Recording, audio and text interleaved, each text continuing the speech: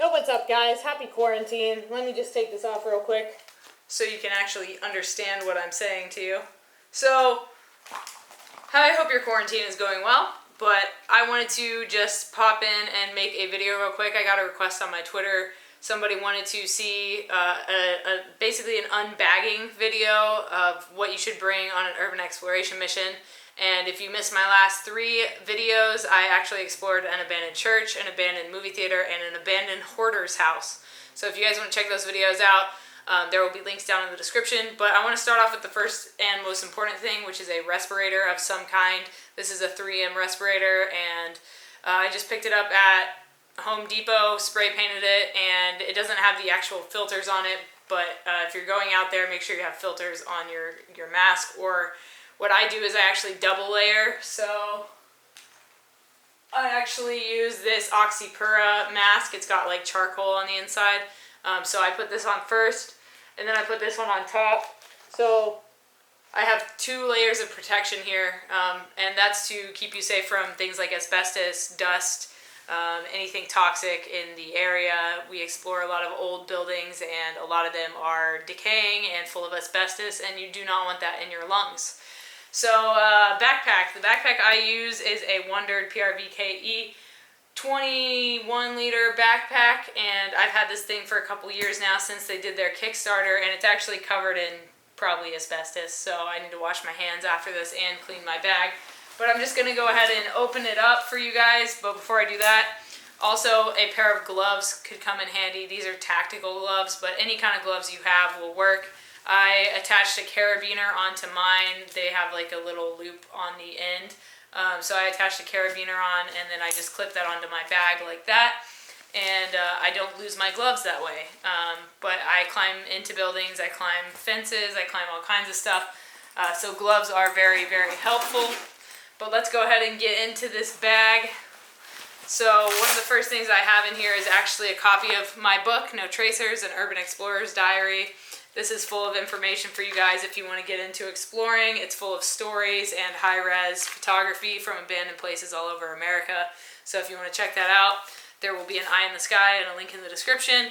But the reason I take this book with me is because I make promo videos whenever I explore abandoned buildings. So I'm multitasking. I'm not only exploring, I'm also creating content to promote my book. So I keep a copy of my book in my bag.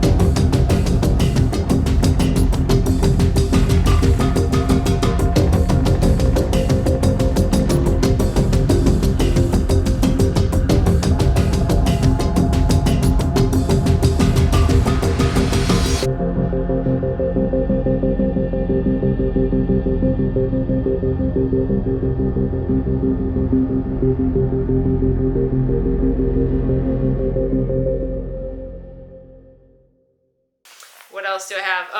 Toilet paper is important, especially for ladies. If you have to pee and you're in an abandoned building, you always want to have something sanitary to wipe your bits with.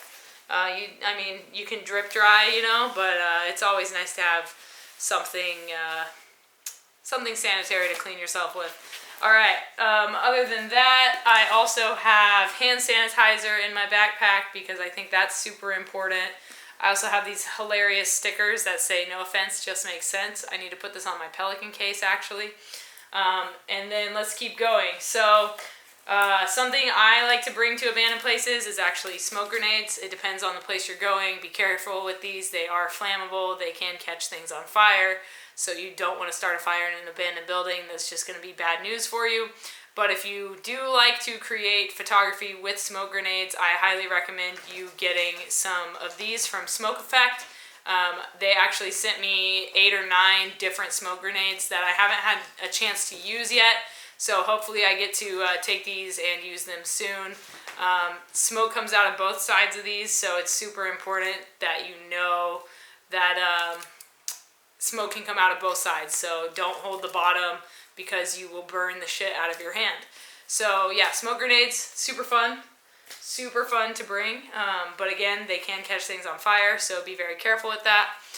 For my POV videos, I have a GoPro Hero 8 as well as a chest mount. It's called a chesty. So you just put this on and then you can mount the GoPro directly on here. And then this is how I get my POV videos, so I can take photos with my camera and my hands are free and I'm not wearing a head mount. I had a head mount, but I don't think the head mount works as good as the chest mount, so that's why I got this. So, chest mount.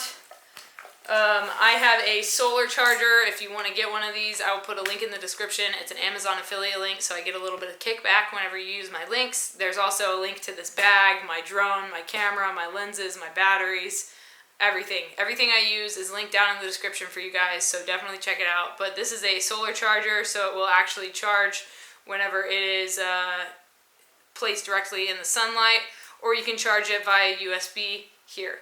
Super simple. Got it off of Amazon before I went to Alaska last year, and it helped me out a ton, especially when we were out and about and I needed to charge my phone or needed to charge my batteries. The next thing I will recommend is one of these dual bay USB digital chargers. This is for Sony batteries, so I just take my Sony batteries here. I can plug it in with this USB right here, and then I can plug this into my solar charger, and I can literally charge batteries as I explore, so that I'm never out of batteries. I can also charge my GoPro batteries 2 at a time with this charger. Again, I can just plug it into my solar charger while I'm exploring, and I never run out of GoPro batteries. So that's something else I highly recommend. I also have this microfiber cleaner with a keychain attachment on here from Sony, and this just keeps your lenses clean, so it's super important to have one of these, especially if you're a photographer exploring. I know some of you guys just explore, some of you don't actually photograph your explorations, but I highly recommend you start photographing your explorations. I think it's super cool and super important. I also have this multi-tool in order to screw things in, like my camera mount. I'm using my camera, so I can't even show you, but to screw in the mounts on the camera or anything I need. And then the next thing I always have 3 lenses with me. I have a wide angle lens that I'm using right now. It's a 14mm. I have a 24mm Rokinon lens, and I have an 85mm Canon lens for close-ups, details, portraits, mostly details, because in abandoned buildings I like capturing the details of the place.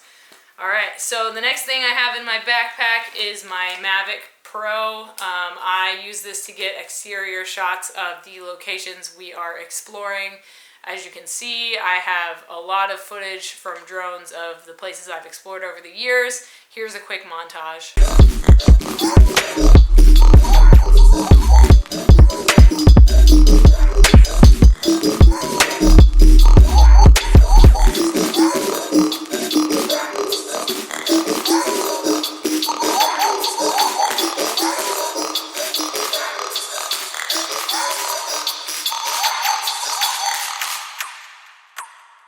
Okay, so yeah, drone is very useful, and I also sell my photos from abandoned buildings, not only as prints, but also as stock photography and video, so I am seriously multitasking when it comes to exploring abandoned places. Got an extra drone battery here, and then I have a DJI Osmo Pocket right here.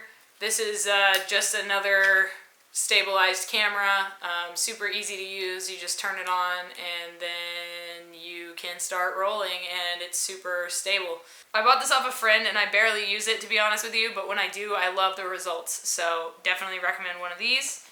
And that's all I have in my camera bag for urban exploration. I also have tampons because, ladies, you never know when you're gonna start your period. I mean, you might, but it's probably a day or 2 off. You know, that's just how these things work. But some people also bring rope with them in case you need to climb down or up something, so rope could be helpful. Some urban explorers are okay with doing B&Es. I personally am not, but some people bring crowbars, bolt cutters, lock picks, what are they called? Lockpicks, right? Yeah, it's a lockpick. A lockpicking kit.